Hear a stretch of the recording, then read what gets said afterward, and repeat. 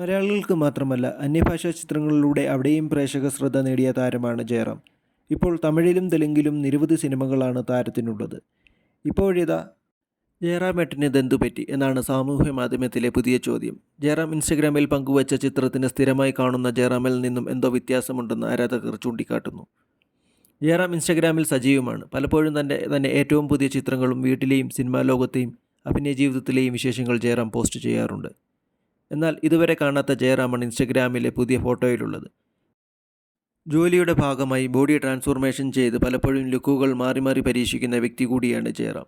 അടുത്തിടെ പുറത്തിറങ്ങിയ വിജയ് ചിത്രം ഗോട്ടാണ് ജയറാമിൻ്റെതായി പുറത്തിറങ്ങിയ പുതിയ സിനിമ. ക്ഷീണിച്ചു പോയല്ലോ, തെലുങ്ക് പടത്തിന് വേണ്ടിയാണോ, മിറർ മോഡ് മാറ്റാമോ ചേട്ടാ തുടങ്ങി നിരവധി കമൻറ്റുകളാണ് ചിത്രത്തിന് താഴെ നിറയുന്നത്.